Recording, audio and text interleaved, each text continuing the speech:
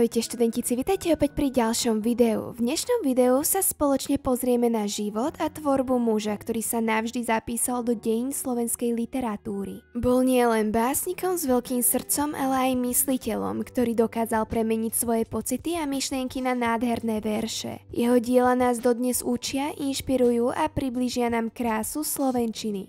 Reč je o Andrejovi Sládkovičovi. Poznámky k tomuto učivu nájdete na našom Hero Hero. Taktiež tam nájdete aj poznámky, podcasty a malé testíky a vypracované všetky maturitné témy zo slovenčiny a literatúry. Taktiež robíme aj témy na želania, takže pokiaľ máte nejaké otázky alebo by ste od nás chceli vidieť nejaké nové ďalšie video, určite nám to tam nezabudnite napísať. A poďme teraz na video. Andrej Sládkovič. V roku 1820 v Krupine zazrel prvé slnečné svetlo Andrej Sládkovič. Narodil sa do rodiny učiteľa a literáta Ondreja Braxatorisa a Terézie. Takou zaujímavosťou je, že všetci Andreja Sládkoviča poznáme pod menom Andrej Sládkovič. No jeho meno sa trochu odlišuje. Vlastným menom sa v skutočnosti volal Andrej Braxatoris. Svoje štúdium začal v Krupine, neskôr sa dostal na gymnázium v Krupine a ďalej pokračoval na Evanjelické líceum v Banskej Bystrici a Bratislave. A napokon sa ocitol aj na teológii na univerzite v Halle. Na tejto univerzite získal základ pre jeho filozofické myslenie. Počas štúdia sa venoval aj súkromnému učiteľstvu. Teda chodil po domoch, kde vzdelával ľudí. Takto sa stretol aj s Máriou Píšlovou v Banskej Štiavnici. Do nej sa veľmi zamiloval a stala sa jeho múza aj pre napísanie diela Márína. No šťastie ich nečakalo a ona sa musela vydať za bohatého muža. Neskôr po štúdiu sa z neho stal vychovávateľ a evanjelický farár v Radvani. Medzi jeho významnú činnosť zapisujeme aj to, že sa zaslúžil o založenie Slovenského ľudového divadla a bol aj spoluzakladateľom Matice slovenskej. A taktiež o ňom vieme aj to, že sa zúčastnil na memorandovom zhromaždení. Andrej Sládkovič bol naozaj jeden významný slovenský evanjelický kňaz, básnik, kritik literárnych a dramatických prác.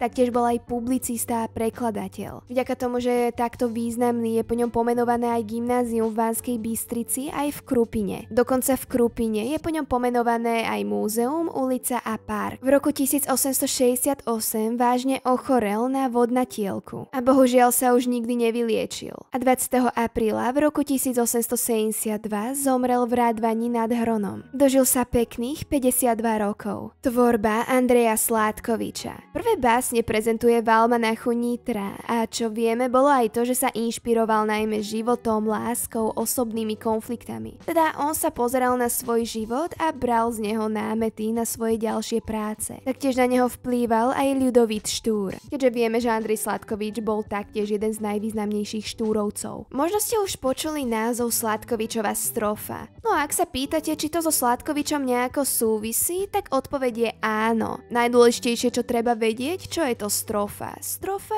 je súbor veršov. No a v čom bola významná Sládkovičova strofa? Bola v tom, že každá jeho strofa má 10 veršov. Andrej Sládkovič napísal naozaj nesmierne veľa diel, no medzi jeho najvýznamnejšie diela môžeme zaradiť Súvety v rodine Dušanovej, ktoré vyšli v roku 1861.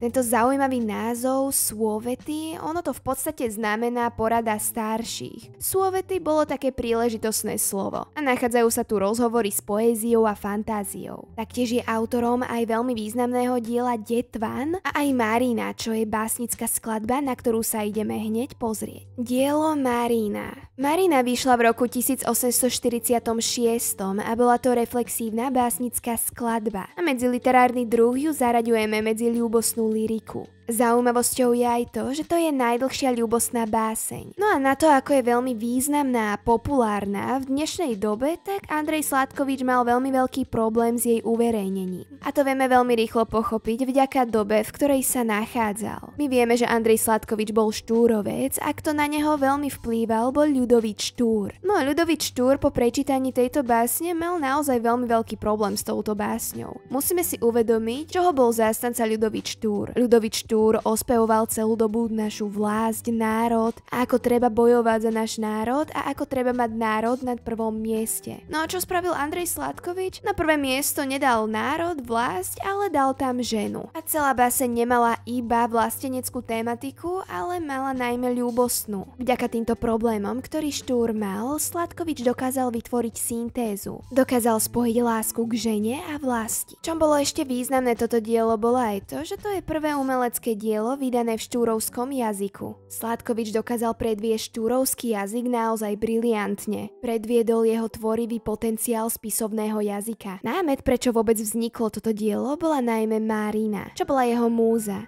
Určite si spomínate, ako sme si spomínali Máriu Pišlovú, ktorú stretol počas toho, ako bol súkromným učiteľom. Tak táto Mária Pišlová nám predstavuje Márínu v diele Márína. On ju nesmierne miloval a tým, že Márína sa musela vydať za bohatého muža, tak vlastne strácal skutočnú Márínu. A preto sa snažil vytvoriť jej obraz v poézii. A tu v týchto strofách ju mohol vidieť, prihovárať sa k nej a vyznávať jej lásku. Kompozícia diela Márína. Vonkajšia kompozícia diela nachádza sa tu 291 strof. Taktiež ich nazývame aj Sládkovičové strofy. A vnútorná kompozícia, nachádza sa tu myšlienkové prelínanie motívov. Kľúčové motívy diele. Na základe následujúcich motívov môžeme básnickú skladbu rozdeliť na 4 časti. Prvá časť je krása, druhá časť láska k Máríne, láska k vlasti a mladosť. Preto v diele nachádzame následujúce motívy ako láska, duša, Tatry, nebo alebo žena a mladosť. Krása a peknota. Už prvých dvoch veršov, ktoré znejú následovne. Ja sladké túžby po kráse. Spievam peknotou nadšený. Máme dve slová, ktoré nám môžu znieť podobne.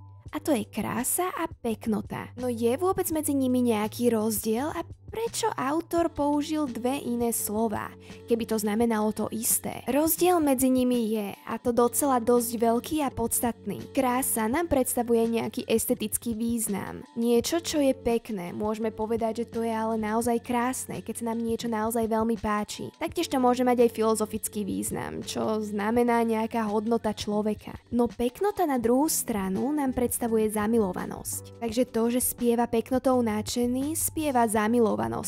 Veršový systém. Porušuje sa tu sylabický veršový systém, pretože sa tu nachádza veršový presah. To nazývame porušenie rytmicko-syntaktického paralelizmu. A teda rím je narušený. Čo si môžeme ešte v básni všimnúť, okrem rôznych motívov, je aj napríklad anafora v prvej strofe. Anafora sa nachádza v následujúcich veršoch. Ona mi z ohňov nebeských letí, ona mi svetý pohýňa, ona mi kýva zo 100 životov. Každý verš sa začína slovom ona.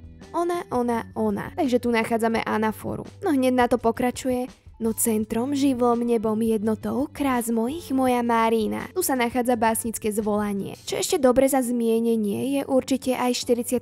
strofa, kde nachádzame litotes, teda dvojitý zápor. Vo verši nemožno mi ťa neľúbiť.